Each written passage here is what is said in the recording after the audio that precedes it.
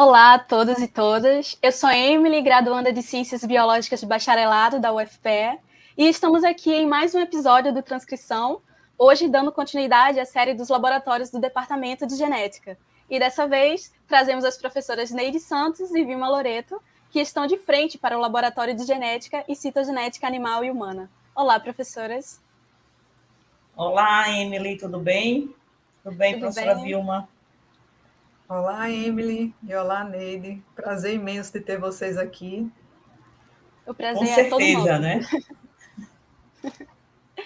Bom, nós gostaríamos de começar sabendo um pouco mais sobre as professoras que estão de frente para esse laboratório. Podem nos contar um pouco da história de como tudo começou, o que as levou para a área da biologia e como foi que se encontraram no mundo da genética, especificamente, é claro, na citogenética. Professora Neide? Tá, Emily, vai ser um prazer falar um pouco, né, dessa trajetória. Afinal de contas, eu, como docente do departamento, eu completei 20 anos esse ano, né? Mas tudo começou lá no início da graduação, né? Eu fazia ciências biológicas e quando decidi fazer ciências biológicas, já foi pensando na genética, né? E na ocasião eu tive a oportunidade de fazer a minha iniciação científica em citogenética de insetos, mais especificamente os treatomíneos, que são os barbeiros, né? Então, eu já iniciei na genética com a citogenética. Que interessante, professora. A professora Vilma, a senhora desde sempre estava direcionada para a genética, sempre quis essa área, sempre quis ciências biológicas? Olha, são duas perguntas que as respostas vão ser bem opostas. Genética sempre foi meu interesse, desde o ensino médio. Eu já me interessava pela área, já gostava dos conteúdos, adorava aqueles cálculos de genética mendeliana, ficava até importunando um pouquinho meu professor lá com isso. E assim, quando eu busquei um curso de graduação para entrar na universidade, eu sabia que eu queria genética aliada a alguma outra área. E aí, por algumas questões pessoais, eu busquei curso de medicina, acabei entrando na universidade pelo curso de enfermagem, e mais adiante é que eu me encontro dentro do curso de ciências biológicas. Eu fiz o bacharelado pela UFPE, e assim, eu não queria ciências biológicas. Eu lutei muito contra isso por muito tempo, assim, eu não queria. Eu tinha na minha família vários professores e eu não achava que eu não tinha um perfil para ensino, principalmente em colégios, escolas de modo geral. E aí, meu pai particularmente, ele cursou o curso de biologia bacharelado e eu via nele assim um perfil de um professor muito bom que eu não tinha. Então, assim, eu fui bem perdida, até sabendo que queria genética, mas não sabia como chegar lá. Até que eu cursei a disciplina de genética humana, na época que eram várias professoras do departamento, e conheci a professora Aline Alexandrino. E aí, conversando com ela, ela disse: olha, se você quer genética, o melhor curso para isso é o curso do bacharelado em ciências biológicas, tem várias cadeiras. E aí, assim, eu fiquei, não é possível, né? Vou ter que ir para onde eu não queria estar inicialmente. E aí, assim, eu fiz uma transferência interna, que aproveitei até algumas cadeiras que eu já tinha iniciado no curso, e comecei o curso do bacharelado. E aí, realmente, foi interessante, porque como eu busquei também logo um estágio, eu já fui entendendo que o curso fazia sentido, sim, para mim, e que ele podia me dar algumas oportunidades diferentes de só pensar em ensino em colégio. E aí, fui buscando essa questão da pesquisa. Mais adiante, eu também vi que o ensino podia entrar na minha vida. E, naturalmente, talvez por uma questão genética, né, de ter várias pessoas na minha família com esse perfil do ensino, ele acabou também entrando na minha vida, né? Então, hoje eu me encontro representada também dentro dessa área. Que interessante, professora. Não começou querendo biológicas, mas foi direcionada para lá justamente por causa da genética. As professoras poderiam nos contar qual é a história do laboratório? Quem foi que iniciou o laboratório de citogenética animal e humana? Na verdade, esse laboratório ele se chamava citogenética animal, né? A citogenética animal e humana ela é recente, tem 20 anos exatamente quando eu entrei na universidade. E esse laboratório teve início com as professoras Maria José de Souza e Vilna Maia. Eram duas citogeneticistas na área de animal, mais especificamente mamíferos não humanos. Elas trabalhavam com roedor e com morcegos. E depois elas introduziram a parte de citogenética de insetos. Então, quando eu entrei para fazer a minha iniciação científica no laboratório, foi com a professora Vilna Maia, com insetos, né, com a parte de citogenética de triatomíneos. E aí, Vilma pode falar melhor da professora Maria José em relação aos insetos, porque a professora Maria José, na verdade, tanto foi minha orientadora de mestrado, como orientadora de Vilma desde a iniciação científica. Eu acho que eu passo a palavra à professora Vilma para ela falar melhor da professora Maria José e depois eu torno a complementar.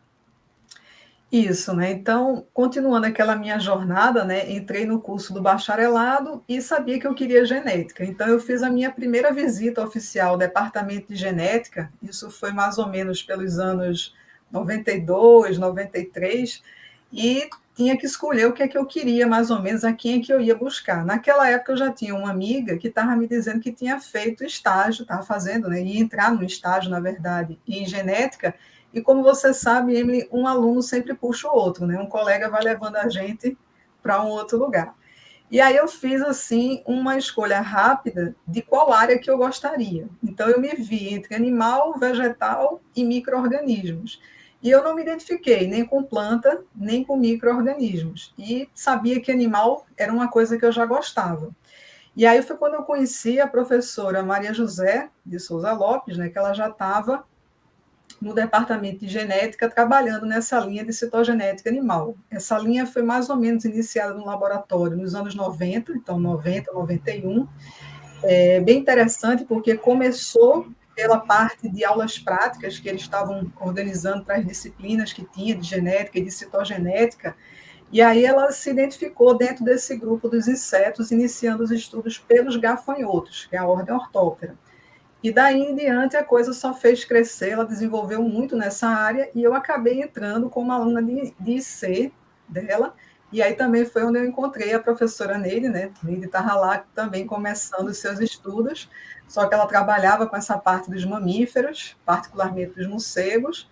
E aí a gente fez muitas parcerias, né? Já que vários alunos foram acompanhando ao longo dessa jornada o que a gente estava desenvolvendo.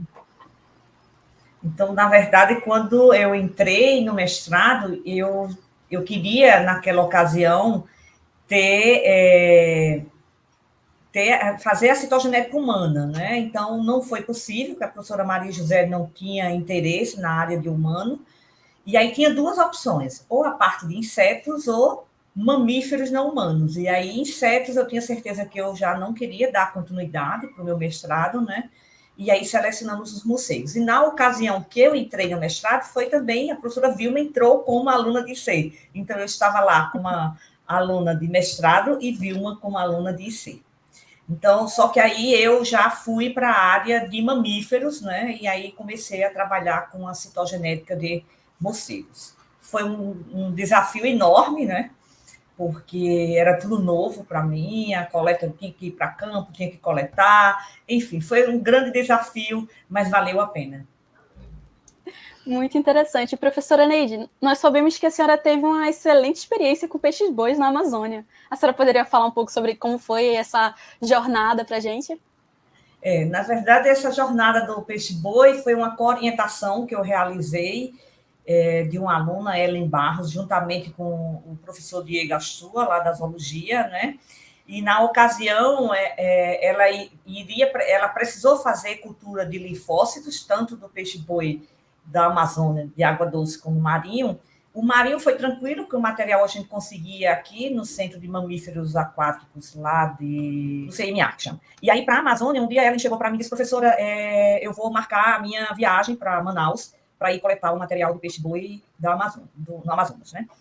E aí eu disse, eu vou com você. Ela tomou um susto quando eu falei que iria, mas assim, eu acho que foi uma oportunidade ímpar que eu tive, né, de ir até o Amazonas com o intuito, com um objetivo de fazer coleta de material biológico do peixe-boi. Então fomos e passamos mais ou menos 18 dias lá. E foi uma experiência incrível. Eu costumo dizer que foi a experiência foi uma das experiências mais fantásticas que eu tive, do ponto de vista de biólogo e do ponto de vista pessoal, né? Ter ido até o Amazonas, passamos 18 semanas, ficamos em vilas, depois em outra cidade, teve um instituto de Mamirauá, que fica em Tefé, nós fomos até lá para ter acesso a esse material, em locais no Rio mesmo, né? Que eles tinham cativeiros. E aí foi bem legal, foi uma experiência fantástica, essa de ir para o Amazonas e trabalhar com peixe-boi. Perfeito, muito interessante, professora. Eu gostaria de saber quais foram as principais dificuldades que o laboratório ele enfrentou. Principalmente, a senhora falou que a citogenética humana ela surgiu há 20 anos, né? Então ela não é tão antiga no laboratório. Qual foi as principais dificuldades ao longo de todo esse processo para ela ser o que ela é hoje? Na verdade, como a citogenética humana era um sonho que eu tinha, né, de realmente foi, quando eu decidi fazer ciências biológicas, foi pensando na genética, e dentro da genética, a genética humana, não necessariamente a citogenética humana, mas foi na citogenética humana que eu me encontrei desde 2003, né? Então, eu tive a oportunidade de ser treinada, eu passei uma época na UPE, eu fui contratada temporariamente durante 1 ano e meio, e foi na UPE que eu tive a oportunidade de dar início à parte de citogenética humana. Então, quando eu fui contratada no departamento em 2003, e aí eu voltei para o departamento, obviamente, eu continuei trabalhando com morcegos, eu orientei dissertações, trabalhos de conclusão de curso em morcegos, mas, paralelo a isso, eu dei início à parte de citogenética humana. O grande desafio foi começar do zero, né? Mas aí as professoras Maria José e Vilna Maia, elas deixaram, que na verdade hoje eu e Vilma, a professora Vilma, estamos num laboratório que foram delas. Então a gente já encontrou o laboratório já bem estabelecido. Então o que eu precisava para realizar a parte de humano, a gente tinha no laboratório. Então o grande desafio foi a questão financeira mesmo, né? O recurso financeiro para dar início. Eu diria que o grande desafio foi esse. E o conhecimento da área, né? Que aí eu levei um tempo, né? Eu comecei em 2001, lá na UPE, e ao longo do tempo eu fui aprimorando, né? Então, hoje, eu considero a citogenética humana bem estabelecida no nosso laboratório. Que bom, professora. É uma grande jornada para ser o que é hoje, né? Enfrentando muitas dificuldades, principalmente financeiro, que quem trabalha com a pesquisa entende bastante essa grande dificuldade que nós passamos, né? Aí, senhora, poderia nos contar, por favor, quais são as principais linhas de pesquisa? Pode continuar, professora. Eu acho que teve um...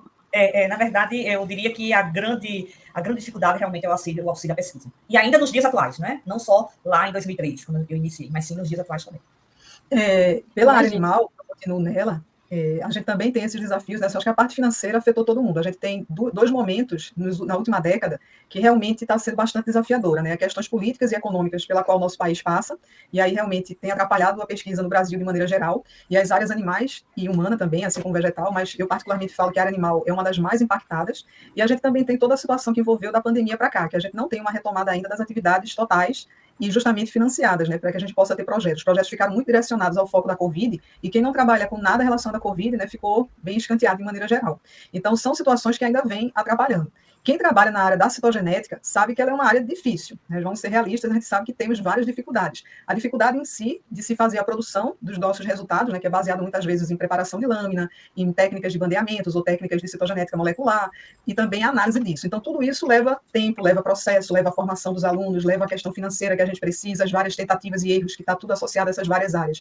Então, isso faz com que a gente tenha realmente uma dificuldade grande de continuar trabalhando. Então, no Brasil, no Nordeste particularmente, a gente fazer estudos de citogenética ainda é uma grande dificuldade. E, particularmente, assim, eu sou super defensora de estudos nessa área, porque a gente está falando de uma região e de um país que é altamente diverso em termos da nossa fauna, por exemplo. Então, a gente tem muitas espécies que, na minha opinião, já passaram batida, e muitas outras vão passar batidas em termos de suas informações, quer seja da taxonomia, quer seja também dos estudos genéticos dela. Realmente, professora, as dificuldades durante a pandemia foram bastante, e acredito que influenciaram bastante no departamento, principalmente para a área animal, que tem que ter essa coleta, tudo fechou, né? A área humana também, que os hospitais estavam do jeito que estavam. E aí eu acho que o outro grande desafio nosso na área da citogenética, seja ela animal ou humana, é que nós realizamos a pesquisa básica, né? Acredito que muitos ainda acham que a pesquisa básica ela não tem tanta importância, mas a gente, como o próprio nome diz, é a base de tudo, né? Então a gente não pode perder isso de vista. Então, apesar de a gente estar fazendo pesquisa básica, ela é fundamental. Então, é outra dificuldade para a aprovação de projetos para recursos humanos, é exatamente isso, porque talvez o que estejamos fazendo não seja uma aplicação, né? Então, isso dificulta realmente. Realmente, professores. Falando em projetos, as senhoras poderiam nos contar quais são as principais linhas de pesquisa do LGCH, tanto na área humana quanto na área animal? Bom, na área animal, então, retomando um pouco daquela minha trajetória, né? Então, quando eu me junto ao grupo da professora Maria José, a gente leva adiante esse grande projeto dela, que foi da caracterização citogenética das espécies de inseto, particularmente de gafanhotos, que a gente tem na nossa região e do Brasil de modo geral. Então, essa linha ela foi muito marcante por muitos anos e ainda hoje é. A gente tem mais de 30 anos do desenvolvimento dessa linha, e dentro do desenvolvimento dessa linha, que envolveu vários projetos com várias espécies, de várias famílias, uma grande representação da nossa fauna, da nossa região, pelo menos do grupo de gafanhoto, a gente andou desenvolvendo. Então, são estudos que basicamente envolvem dois focos principais. O foco da citotaxonomia, que é quando a gente aplica esses conhecimentos da citogenética e as informações que a gente obtém dos dados citogenéticos para a caracterização ou dar suporte à taxonomia das espécies. Então, isso, ao longo da jornada do laboratório, tiveram várias publicações que contribuíram, né, em vários grupos de organismos. E a outra linha que a gente tem são os estudos de evolução. Então, para a gente entender os processos da evolução, até a nível genômico mesmo, ela passa por essa contribuição da citogenética. Então, também ao longo da jornada de várias espécies, de vários projetos que foram desenvolvidos no laboratório, a gente tem, assim, muitas publicações que mostraram, né, como que aconteceu ou como se projetou a evolução das espécies em alguns gêneros e algumas famílias dos representantes dessas espécies. E como o Neide comentou, né, isso é uma relação de uma ciência básica, então ela também traz contribuições para aspectos básicos, como, por exemplo, entendimento do funcionamento dos ciclos celulares, como se dá a reprodução, modificações cromossômicas nesse grupo de organismos, como elas são estabelecidas, que repercussão isso pode ter para a viabilidade e manutenção dessas espécies. Ao longo disso, a professora Maria José ela também desenvolveu alguns projetos em citogenética, como, por exemplo, da ordem Coleoptera, de onde surgiu a professora Rita, dentro desse nicho, né, de estudo desse grupo de insetos, e ela hoje tem todo um desenvolvimento dessa área na UPE, onde está o laboratório da professora Rita. A gente também teve alguns estudos que foram direcionados para o grupo dos percevejos, também foi um grupo de insetos de grande interesse do laboratório, e eles trazem algumas modificações dos padrões normais de cromossomos, então os estudos deles foram bem interessantes para isso, e eu consegui, assim, de uma maneira extra, fiz um estudo já um pouco mais genético, né, não foi tão citogenético, com 2 espécies pragas da cana-de-açúcar que pertencem ao grupo de mariposas. Professora Neide? Falando um pouco da parte de animal, né? Então, como vocês já sabem, a minha formação, tanto de mestrado como doutorado, ela foi em citogenética de morcegos, então a gente fez a caracterização citogenética de espécies de morcegos de Pernambuco, da família Philostomide, e também teve uma aluna que fez o mestrado dela com 3 espécies de morcegos da família Moloside, né? Então, na ocasião do meu doutorado, eu tive a oportunidade de ir para a USP, né? Fiquei um mês lá para fazer a parte da citogenética, da hibridização in situ fluorescente, tentando entender o RNA ribossomal nessas espécies. A gente utilizou sondas para o RNA ribossomal. E foi também um outro desafio, né? Uma oportunidade importante que eu tive durante o meu doutorado, ter ido para a USP e ficar no laboratório da IATIL. Então, eu fiquei um mês e voltei praticamente com minha tese pronta, depois de um mês que eu fiquei na USP, com a parte de ficha. A parte de humano, tudo teve início com a síndrome de Turner, né? Então, como era...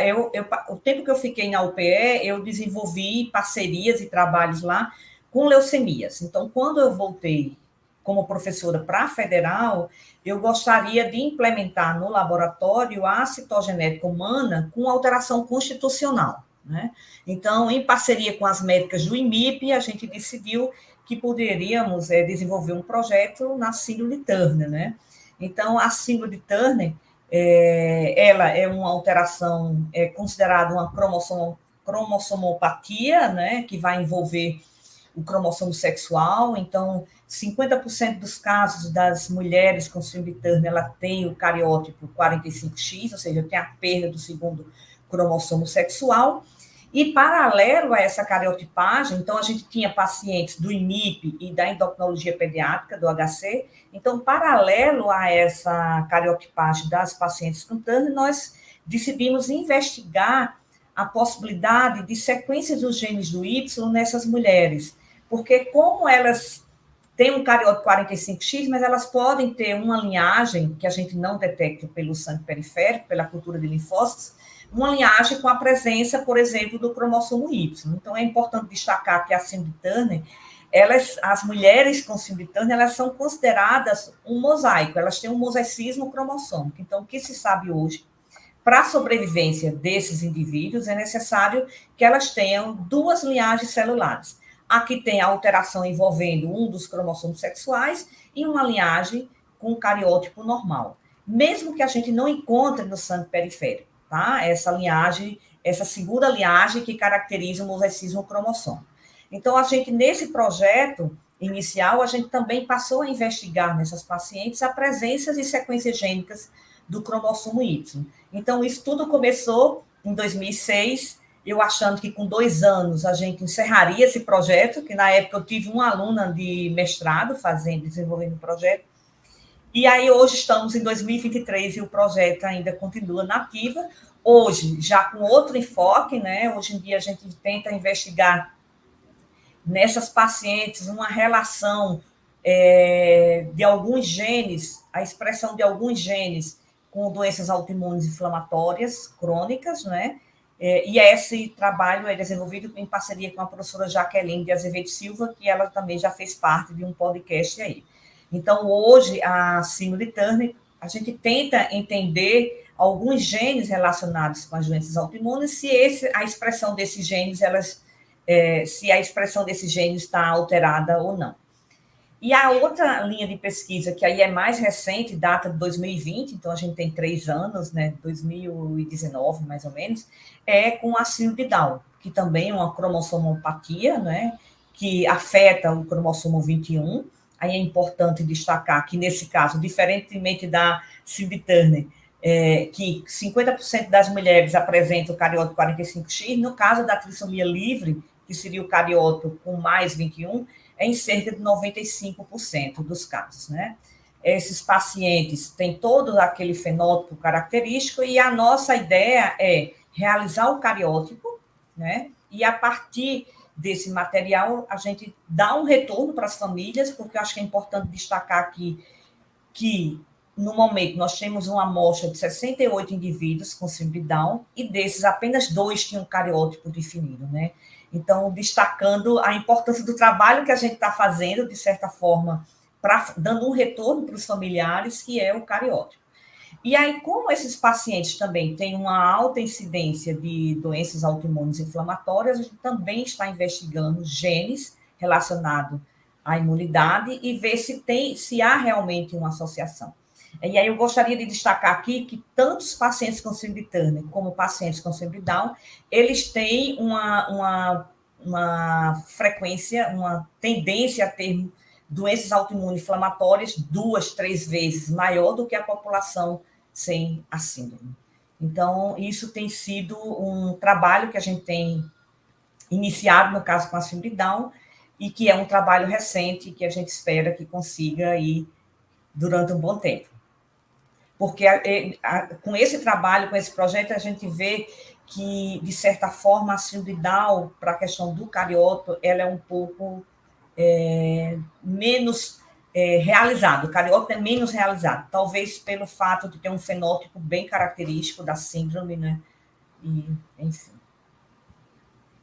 Certo, professora. Eu acho que não tem como falar sobre as linhas de pesquisa sem falar das pessoas que estão por trás de tudo isso. Então, eu gostaria que as professoras falassem um pouco sobre as pessoas que fazem parte do laboratório, tanto de mestrado, doutorado, os de iniciação científica.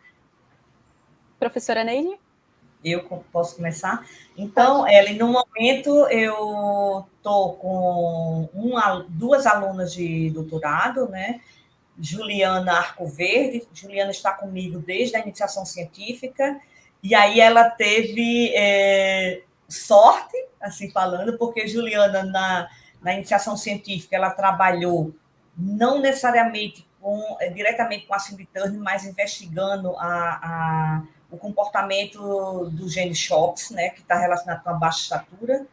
No mestrado, ela trabalhou com genotoxicidade, avaliando a própolis. Esqueci de dizer que também tem eu passei por essa linha de pesquisa, né? E recentemente ela está para concluir o doutorado dela agora com a síndrome de Down, né? Então, foi ela, graças a ela, a gente tem a amostra dos pacientes que a gente tem hoje no laboratório, foi graças a esse trabalho que Juliana deu início. Aí estou também com o doutorado com Aldiane, esqueci do sobrenome, depois vocês cortam, né?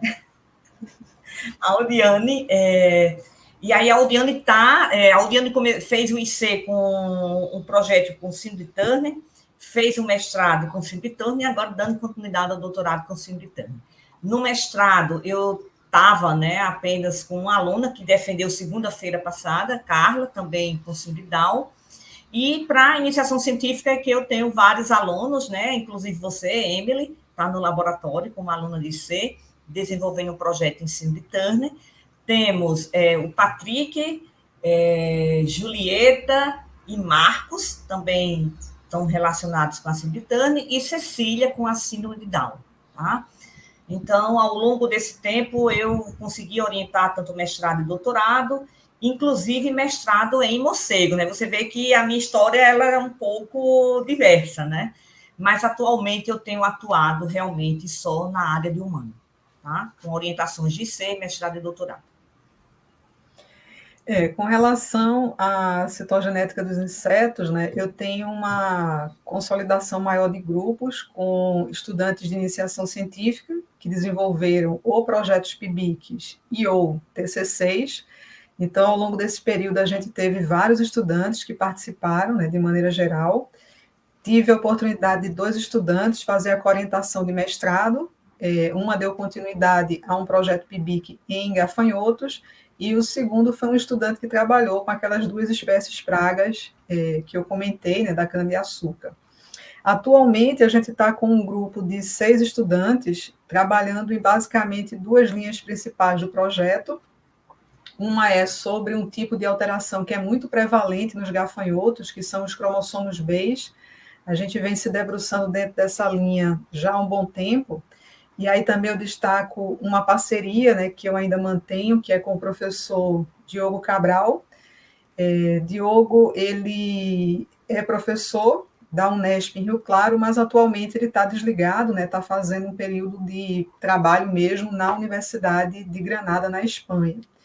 E aí a gente conseguiu avançar em várias informações interessantes a respeito dos cromossomos B dos gafanhotos aqui, da nossa própria região, né, das espécies que ocorrem aqui. Claro que em parceria a gente também juntou, né, fez um mapa de alguns cromossomos B, né, um recorte pelo menos de alguns casos, para algumas outras espécies que não são normalmente daqui. E uma parte de um projeto, né, que é uma coisa que eu há muito tempo tinha vontade de realizar e que a gente está fazendo, que é um mega levantamento do acervo que a gente tem dos gafanhotos, né, não só pela parte citogenética, mas pela parte de identificação das espécies, que foi realizada ao longo desses 30 anos. Né? Alguns taxonomistas, particularmente o professor Carbonell, que realizou um mega levantamento das nossas espécies e é talvez um dos maiores cadastros que a gente tem da nossa região e também do Brasil, e que eu espero aí em breve a gente conseguir fechar esse acervo e torná-lo público, né, através das publicações também, para que a gente possa ter essas informações. Então, aí só para citar rapidamente os nomes, né, eu tenho o José Daniel, a Marcele, que você conhece também muito bem, Emily, o Ian, Flávia, o Tássio e Abraão, que a gente está fazendo um pouco, né, cada um desses grupos com essas temáticas que a gente vem realizando. E aí, né, pegando um pouco desse gancho, esse desenvolvimento que a gente tem no laboratório e esse ambiente, né, a gente tem uma coisa que eu acho que é muito favorável, né, os nossos estudantes, eles são bem engajados e eles mantêm um bom relacionamento, e isso é interessante porque não envolve só os grupos individuais, ou seja, dos alunos de Neide ou dos meus alunos. Normalmente são alunos que são até colegas, né, por estarem no mesmo semestre, estudarem no mesmo curso, e aí acaba que um relacionamento bem geral. Isso até permitiu uma contribuição de Neide, né? Neide também deu um suporte em alguns momentos que eu precisei, ela se envolveu, ela tem pelo menos a publicação também com alguma espécie de gafanhoto. Foi um momento assim maravilhoso ela ter contribuído também nisso. Perfeito, professora. Eu, como a professora Neide falou, eu sou IC dela, tive essa grande oportunidade de estar trabalhando com Juliana, com a Audiane, conheço Marcele, conheço os ICs, e é realmente uma experiência muito incrível como estudante participar desse grande projeto, desse laboratório. Professora Vilma, A gente sabe que uma grande experiência em uma outra universidade, tanto em outros estados como fora do país, são experiências que são extremamente enriquecedoras. Nisso, a senhora poderia nos contar um pouco como foi a sua experiência na Espanha, já que a senhora fez parte do seu doutorado lá? O que foi que a senhora trabalhou quando estava lá e quais foram os maiores aprendizados, tanto pessoal quanto profissional, que a senhora pode trazer para a gente? Isso, Emily, realmente é uma parte que eu considero, né, importante e que tenho muito carinho dessa minha formação. Então, depois de ter passado o período de IC com a professora Maria José, fiz o mestrado também com ela, o mestrado foi do departamento de genética, e aí eu ingressei no doutorado, que na época era o único doutorado que a gente tinha, era o doutorado vinculado ao centro, né, de biologia, então era um doutorado em ciências biológicas. E aí a professora Maria José, acho que já estava cansada de me ver todo esse tempo de formação disso, você tem que fazer alguma coisa fora, praticamente foi assim, você tem que fazer alguma coisa fora, senão eu não fico mais com você. E aí ela teve, né, um passado também de um período que ela vivenciou na Espanha, não foi na Universidade de Granada, né, foi num outro grupo, e aí ela achou interessante. No meio dessa questão, ela entrou em contato com um professor, que é o professor Juan Pedro Camacho, da Universidade de Granada, e achou interessante que a gente poderia ir para lá. Ele é um dos grandes pesquisadores também na temática do tal cromossomo B. Então, casou algumas coisas, né, nesse sentido. E aí, assim, a gente organizou tudo. Eu nem fazia ideia, né, de que realmente como é que era um outro grupo estudar gafanhotos fora do estado de Pernambuco. Quando eu comecei um pouco nisso, eu achava até uma certa coisa estranha, né? Porque você tem que explicar às pessoas que você estuda gafanhoto, o que é que você tem que fazer com isso, como é que é feito as coletas, e tem uma série de coisas assim que envolve, né? Por ser também ciência básica. E assim, imaginar que um outro centro estudasse, eu não tinha ideia de como era isso. E aí eu fui, né? Embarquei aí nessa jornada em torno do professor Juan Pedro Camacho e do grupo dele, que aí eu fiquei surpresa também ao conhecer a esposa dele, também era professora, juntamente com ele e mais uns outros dois professores. E eles trabalham numa rede em conjunto. Muito interessante a estruturação e foi uma época muito de crescimento para mim, porque eu tive a oportunidade de desenvolver dados que constituíram 2 dos meus artigos de doutorado, mas também aprender mais sobre uma técnica que na época estava começando a ser implementada, que era a técnica de Fish, dentro daquele viés da citogenética molecular. Então, ele permitiu que eu pudesse experimentar a Fish em vários cenários, testar no meu material que eu tinha levado de Pernambuco para lá, e também tive uma parceria com ele para desenvolver um trabalho com cromossomo B. E assim, usando uma espécie que lá é modelo para estudo, eles usam ela para fazer muitas análises de cromossomo B, e ainda enriqueceu mais esse viés que já estava crescendo. Eu já estava com uma espécie aqui que eu tinha encontrado, que tinha o cromossomo B, e isso só casou e só desenvolveu. Então, foi uma experiência altamente enriquecedora cientificamente. Paralelo a isso, você vivencia o lugar. Então, a experiência de estar na Europa foi a minha primeira experiência, né, de um contato com outro país. E num ambiente maravilhoso, porque quem conhece a cidade de Granada, né, ela é uma cidade histórica, tem praças gigantescas e tem uma história também de várias pessoas que passaram por lá. É uma cidade que tem uma universidade que recebe muitos estrangeiros lá, e fora pessoas de outras regiões da Espanha. Então, é uma cidade bem universitária, basicamente. Então, foi uma situação em que, do ponto de vista profissional, cultural, foi altamente enriquecedora. E aí eu já deixo também essa dica, né, que vocês, estudantes, aqui representado por você, Emily, busquem mesmo essas saídas, nem que seja por um período mais curto. O meu foi mais ou menos aí de 7 meses, esse período no exterior. Eu acredito que é altamente enriquecedor para o estudante, não só porque a gente, como orientador, não, já está com você há muito tempo, mas para que você tenha essas experiências de conhecer novos grupos, né, de formar parcerias. E a gente continuou também, depois da minha volta ao Brasil, e publicação dos dados dos artigos que envolveu, foram 2 artigos do meu doutorado, mais essa colaboração em um outro artigo deles lá, e a gente continuou algumas parcerias que se fortaleceu. Inclusive, a ida de Diogo, a primeira vez lá para a Espanha, também foi dentro desse viés de parceria. E aí, Emily, eu gostaria de reforçar aí uma coisa que a professora Vilma falou, que é a questão de sair do seu conforto, né? Então, a gente passa anos e anos no mesmo laboratório, como no caso, tive muitos alunos que começaram comigo desde o IC até o doutorado, no caso, Juliana é uma delas, e aí o simples fato de você ir em outra cidade mesmo no Brasil, você vê que já faz a diferença, tá? Então, quando eu fui para a USP, durante o meu doutorado, eu fiquei apenas um mês, mas já voltei com outra visão, né? Então, a importância de que os alunos tenham essa possibilidade, essa oportunidade e o querer de sair um pouco do seu conforto, né? Porque estar aqui no dia a dia, no laboratório, que você já está bem adaptado, é ótimo, maravilhoso. Mas melhor ainda quando você sai, nem que seja por um período curto, eu só fiquei um mês fora, mas quando a pessoa volta, já volta com outra perspectiva, com outra visão, porque você tem acesso a um outro grupo de pesquisa, mesmo trabalhando na citogenética, tem outras formas de trabalho, de desenvolver suas pesquisas. E isso é enriquecedor, é fundamental, né? Então, eu destaco que os alunos deveriam fazer esse esforço. Eu sei que a gente passou por um momento difícil agora no Brasil, né, de saída. Por exemplo, de meus alunos mesmo de doutorado, eu só tive uma aluna que teve a oportunidade de ir para a Alemanha. E ela ficou 6 meses lá, né? Então, há um tempo atrás, a gente tinha essa possibilidade de encaminhar nossos alunos para fora do Brasil para fazer um doutorado de sanduíche. Por exemplo, que foi o caso de Vilma, né? Vilma, você fez um doutorado de sanduíche. Realmente, professora, deve ter sido uma experiência muito engrandecedora, né? Trouxe mais bagagem ainda para a jornada das professoras. Professora Vilma, a senhora poderia nos falar um pouco mais sobre o que aliás, o que são os cromossomos B?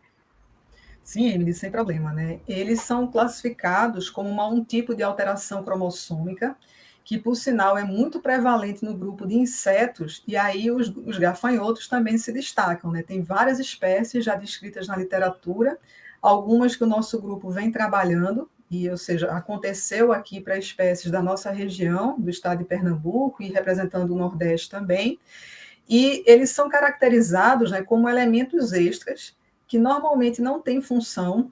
Muito se achava que eles poderiam ser simplesmente, né, sequências repetitivas que estavam presentes no material cromossômico e sem função.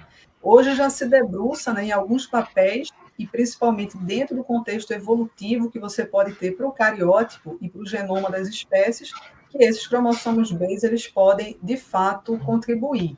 Então, a gente tem aí uma área em que a gente ainda tem muito crescimento, porque a gente não entende exatamente qual é a natureza deles. Eles, ora surgem, ora podem desaparecer, e há processos de retornar em algumas populações de insetos.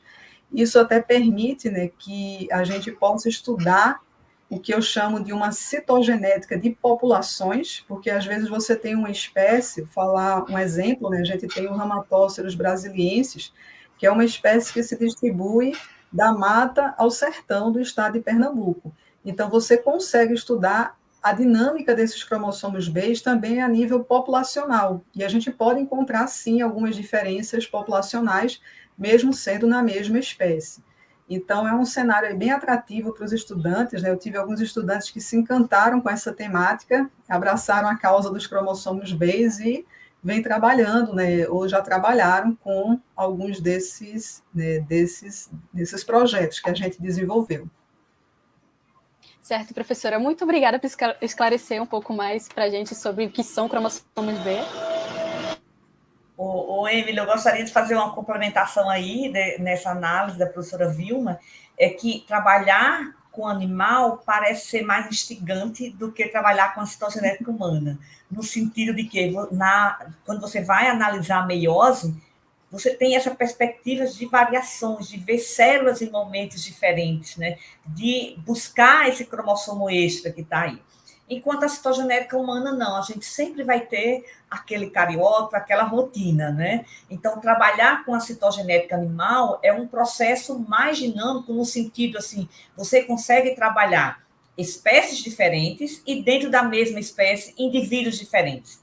E isso leva para um trabalho mais dinâmico, diferentemente da citogenética humana, né? Tudo bem, a gente tem indivíduos diferentes para realizar o cariótipo, mas a gente tem uma perspectiva desse cariótipo, ou vai ser normal, ou a alteração cromossômica. Então, geralmente, eu costumo dizer que, às vezes, a citogenética humana, ela é um pouco parada, né? No sentido de que você vai ver sempre os mesmos cromossomos, diferentemente de quem trabalha com animal, né? Porque você vai analisar espécies diferentes no mesmo gênero, espécies diferentes de gêneros diferentes, e até mesmo populações diferentes da mesma espécie, que pode trazer algum resultado diferente. E aí isso torna mais estimulante, eu acredito.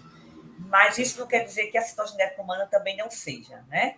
No sentido assim, ela é menos ritmada, na minha visão, né? Ou seja, a citogenética animal ela tem um ritmo um pouco diferente da citogenética humana.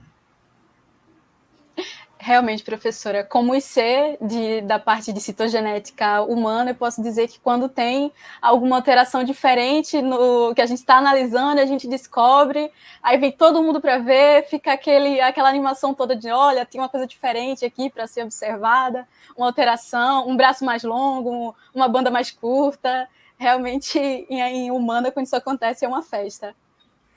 Agora, eu queria complementar o seguinte, né? Tem um ponto muito positivo que já conta a favor de humano. A maioria dos estudantes que ingressam, então, você pensar os calouros de primeiro período e até alguns de segundo, até eles começarem a entender como realmente funcionam as outras espécies dentro de um curso, por exemplo, de biologia, há um encantamento muito grande pela genética humana. Então, ele já meio que começa com um ponto positivo, que é o carisma, aquela, às vezes, a necessidade que muitos estudantes têm de dizer, eu faço algo em humano, eu cheguei lá em humano, até entender. Alguns, às vezes, até, talvez Neide pode comentar aí, alguém pode ter chegado até em humano e depois, não é nem humano exatamente o que eu queria, eu posso até trabalhar com outras espécies.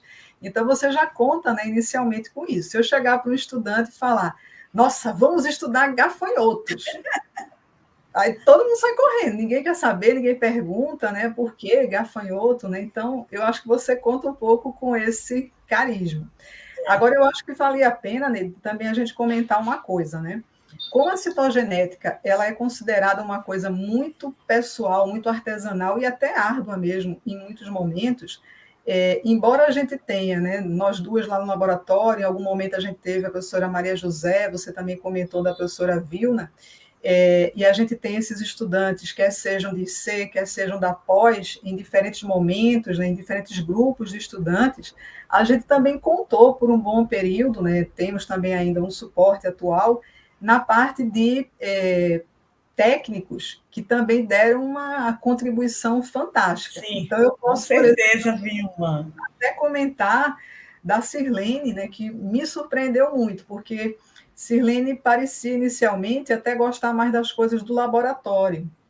Ela sempre nos ajudou muito em preparações de soluções, lavagem, organização de vidraria, organização de material, lista de compras. Então, assim, ela sempre teve uma coisa muito grande. E ela me surpreendeu muito quando ela começou a ir para as coletas de insetos. Então, ela, para mim, ali se revelou uma grande bióloga. A alma dela de bióloga ali, na minha opinião, apareceu naquele momento.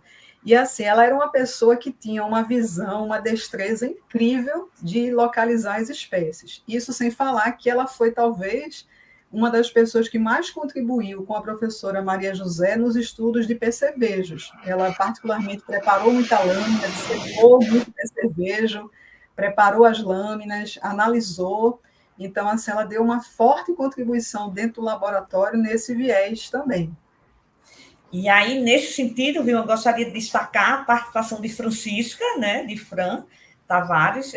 Obviamente que a Emily não vai saber quem é Sirlene nem Fran, mas Francisca foi uma técnica que, quando entramos no laboratório, ela já estava. Então, ela era uma citogeneticista, assim, realmente de mão cheia, no sentido, na época trabalhávamos fotografando, revelando filme, fazendo fotos no papel, e Francisca foi fundamental na nossa formação, né, Vilma? Tanto de mestrado como doutorado, ou seja, o uso do sistema de captura de imagem atual, que a gente utiliza hoje, é uma coisa recente para a gente, né? Então, Francisca e Sirlene foram duas técnicas fundamentais no laboratório. Elas se aposentaram, né? Já tem, acho que Sirlene já deve ter uns 10 anos, acho que Fran tem muito mais. E atualmente a gente conta, no caso eu gostaria de falar, destacar também a participação de Darlene Paiva, que é servidora do departamento, e que ela está à frente da captura de imagem dos casos analisados no Cariolab. Então, hoje a gente já não tem mais filme para revelar, nem fotografia para ser feita na câmara escura. O que a gente tem hoje é Darlene, ela tem nos dado um apoio importante. A gente analisa os casos, seleciona, e ela é que vai para o Cariolab, que é o sistema de captura de imagem, para fazer a montagem, o registro de cada caso, tá? Então, a gente já não tem mais Sirlene nem Fran, mas atualmente eu, no caso da citogenética humana, a gente conta com o apoio de Darlene Paiva e que tem sido fundamental. Eu não tive a oportunidade de conhecer algumas dos membros que as professoras falaram, mas da Lene eu conheço. Tenho a oportunidade de ver ela, já fiz algumas coisas com ela no laboratório, eu, claro, ajudando ela, mas... E realmente é um trabalho composto por muitas pessoas, né, professoras? Não é apenas a professora Neide, nem a professora Vilma, ou só os I6. É uma grande contribuição de várias pessoas. E aí, nesse ponto, Emília, eu gostaria de destacar a importância dos alunos de pós-graduação, tá? Para a manutenção do dia a dia no laboratório, tá? Eles estão lá desenvolvendo seus projetos de mestrado, doutorado, seja lá como for, mas já deu para você sentir que são eles que dão um certo apoio, né, para os alunos de IC. E entre vocês mesmos, alunos de IC, vocês estão sempre se apoiando um no outro, que isso também é importante, né? A gente colaborar. Acho que a professora Vilma falou um ponto aí, em algum momento, da interação de vocês no laboratório. Então, eu e a professora Vilma temos bons momentos, né, Vilma, enquanto alunas no laboratório, a gente sempre teve uma interação muito boa com os nossos colegas, na época que a professora Maria José nos orientava, e aí eu acredito que a gente tenha conseguido passar isso adiante para os nossos alunos. Então, o convívio no laboratório, para um bom desenvolvimento, ele é fundamental, para que vocês tenham interação entre vocês para um bom desenvolvimento no laboratório. Realmente, professora, esse bom relacionamento entre os membros do laboratório, principalmente os I6, é algo extremamente importante. Eu estava até conversando com os outros IC, Patrick e Cecília, a gente estava extremamente feliz que conseguimos um horário para juntar os três, que são os mais antigos depois de Cecília, né? Sou eu e Patrick. E antes não tinha Julieta e Marcos, aí foi o momento de juntar os três mais antigos e a gente fazer os trabalhos juntos. Foi realmente muito gratificante poder desenvolver as atividades com eles de novo. Professoras, nós também sabemos que um dos famosos tripés da universidade, além, é claro, do ensino e da pesquisa, são os projetos de extensão, que possuem uma função fundamental, que é justamente facilitar esse conhecimento técnico, científico para o público que não está acostumado com essa vivência na ciência. As professoras poderiam falar como o laboratório ele está envolvido nessa área, se existem projetos de extensão que estão sendo desenvolvidos pelo laboratório? Com relação à extensão, né, eu posso dizer que ela oficialmente entrou para nós do laboratório de 2020 para cá. A pandemia até que meio começou a forçar um pouco disso e outras coisas que meus domínios profissionais também foram enveredando. Então, atualmente, o laboratório tem 3 projetos, mais 2 assim que a gente está, eu pelo menos estou mais diretamente envolvida. Um é esse aqui, do podcast, que os nossos ouvintes já devem estar acompanhando, já conhecem bem a dinâmica. Esse projeto ele tem uma coisa bem interessante, porque ele conta com grupos de alunos de cursos diferentes da universidade. Então, eu não tenho só alunos de ciências biológicas, bacharelado, licenciatura, dentro do projeto. Então, a gente tem estudantes de várias áreas que podem contribuir, cumprindo a carga horária de extensão, que hoje é muito necessária, né, muito falada dentro da universidade. Então, isso dá um suporte para que eles possam obter a carga horária que precisam e desenvolver novas habilidades.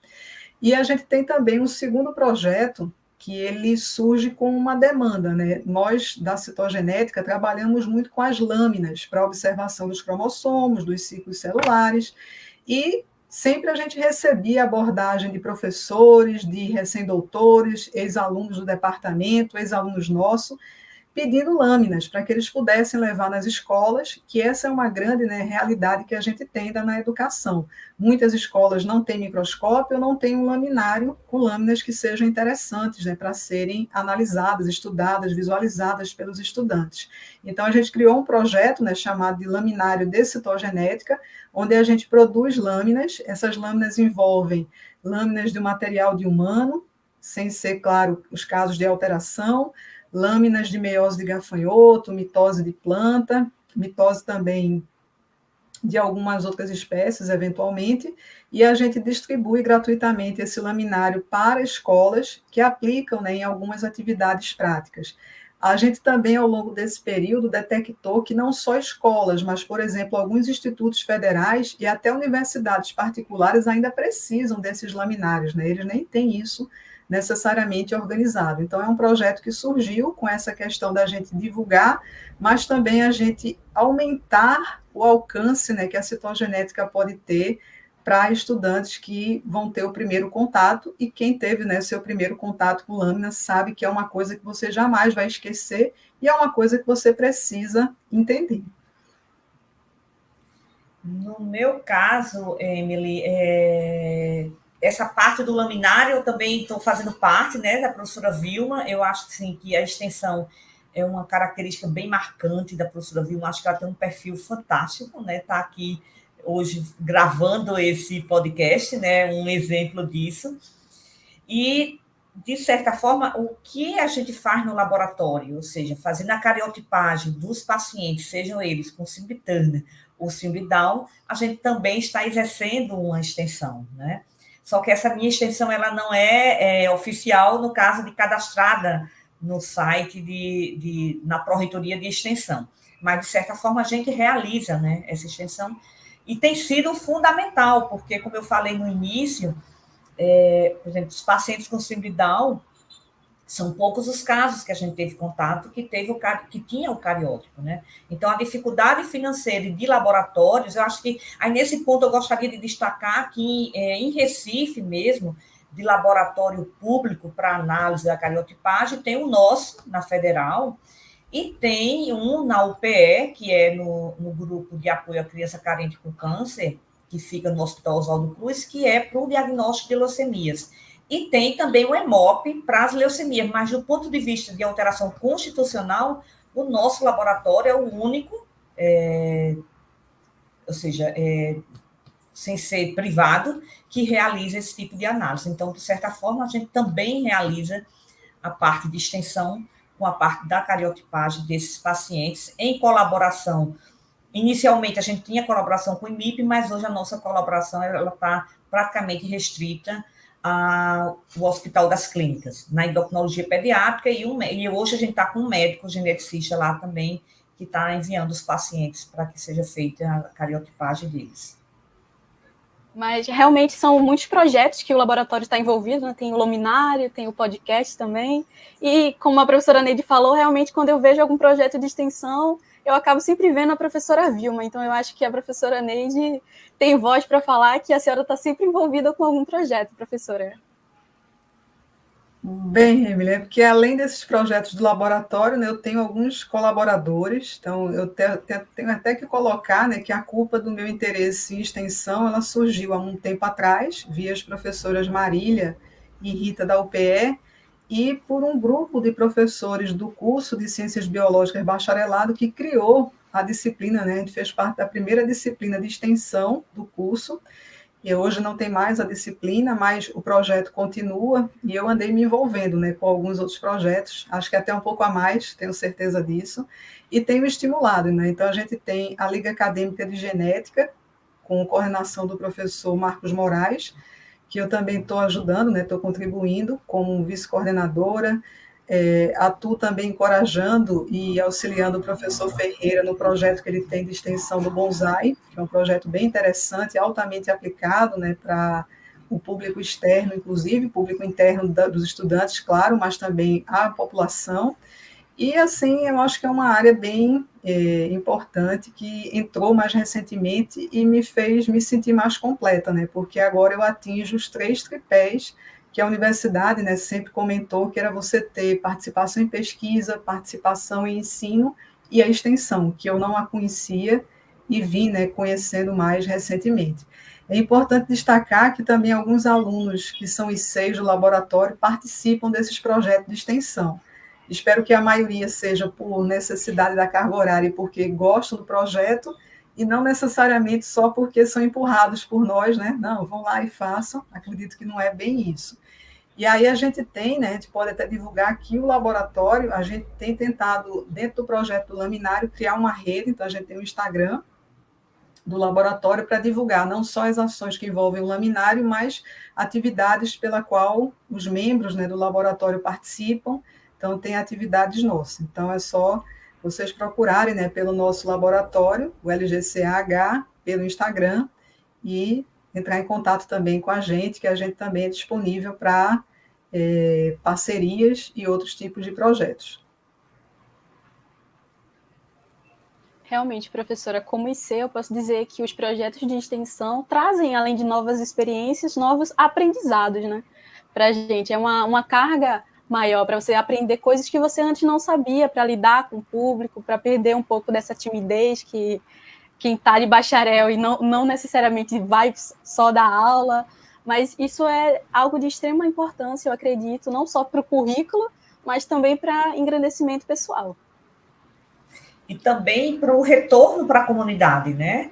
Ou seja, fora da universidade. Eu acho que isso é fundamental. A gente dá, eu acho que uma das grandes importâncias da extensão é isso, é você levar o conhecimento para fora da universidade, né? Para que o entorno da universidade possa vivenciar isso também. Professoras, com esses grandes avanços tecnológicos e de automoção de vários trabalhos que a atualidade vive, o que as professoras acham que o futuro ele pode guardar para a citogenética? Professora Vilma? Pode começar, Nene. Tá.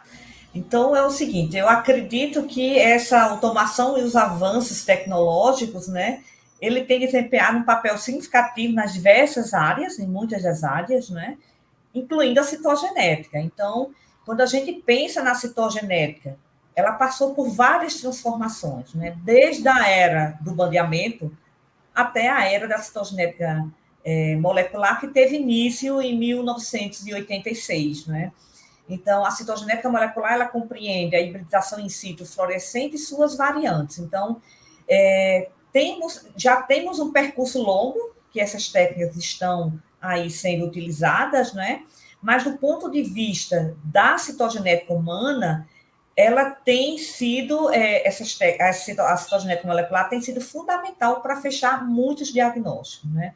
Então, assim, o grande desafio nosso, o meu, enquanto citogeneticista na área de humano, é conseguir executar essas técnicas no departamento, né?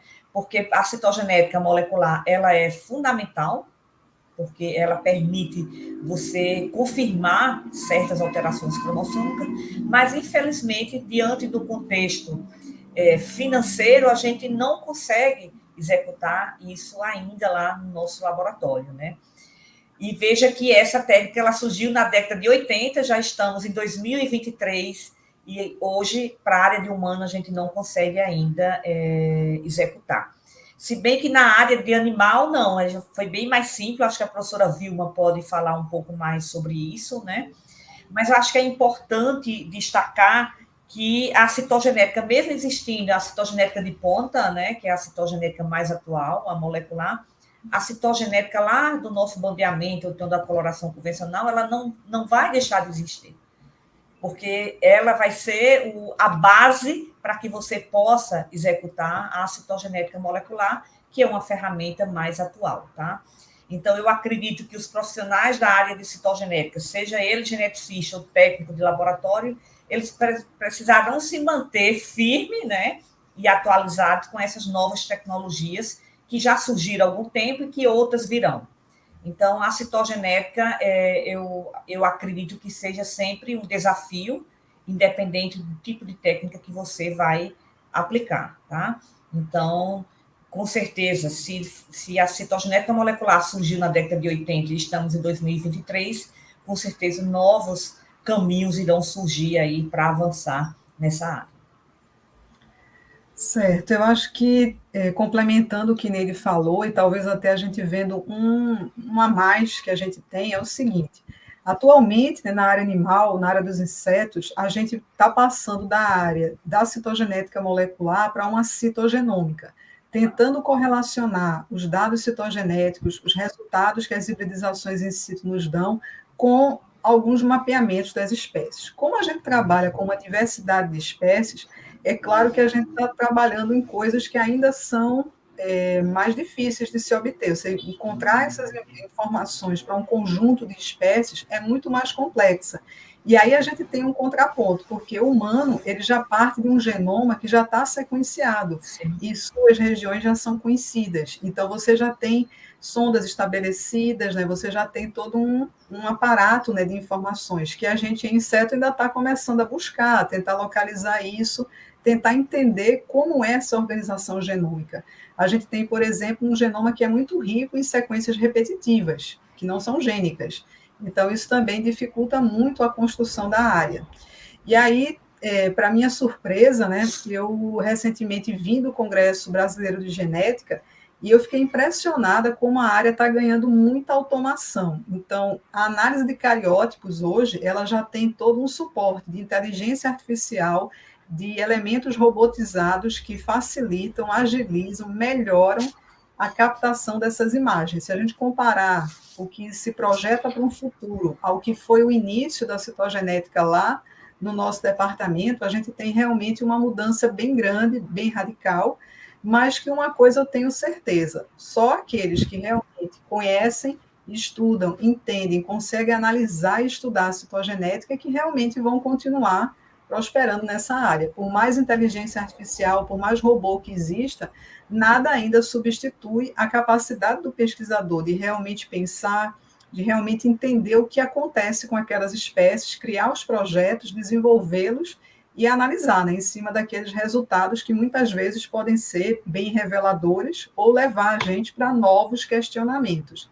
Então, eu acho que esse é o caminho do futuro nessa área.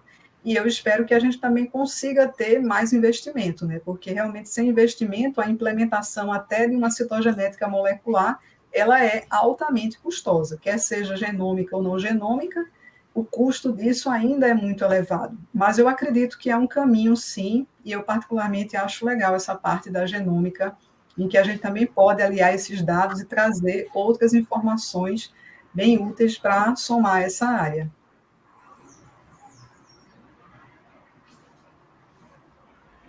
Neide, a senhora gostaria de acrescentar mais alguma coisa ao comentário da professora Vilma? Não, eu acho que assim, o futuro é esse. Olha, eu lembro que em algum tempo atrás, aí eu estava ministrando uma eletiva na pós-graduação de genética, né? E aí um dos seminários que foi apresentado, ele falava que a citogenética estava com os dias contados, a citogenética clássica, seria convencional, né? Até bandeamento, porque a citogenética molecular tinha vindo para ficar, né? Então, eu lembro que naquela época foi um susto, mas aí, ao mesmo tempo que foi um susto, eu achei que isso não deveria existir. Então, hoje, se naquela época eu achava que isso não era verdadeiro, permaneço acreditando que a citogenética ela não vai deixar de existir.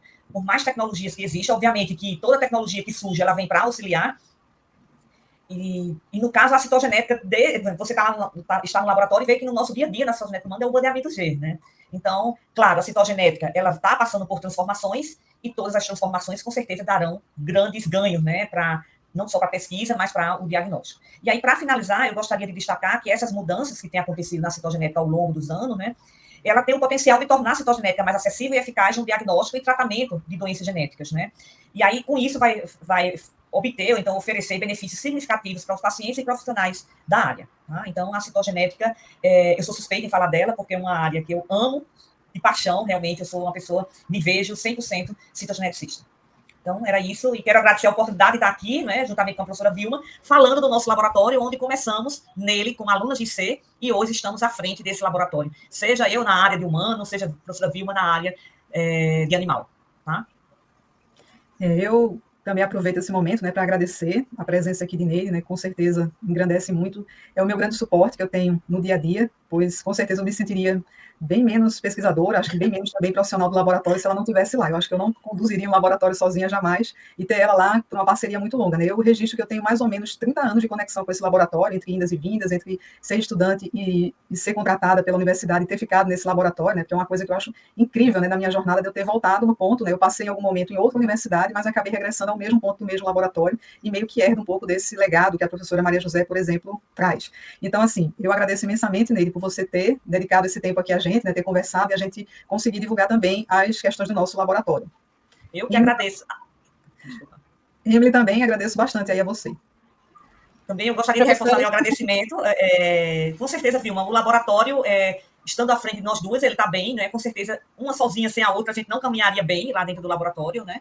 E aí foi um legado que a professora Maria José nos deixou, né?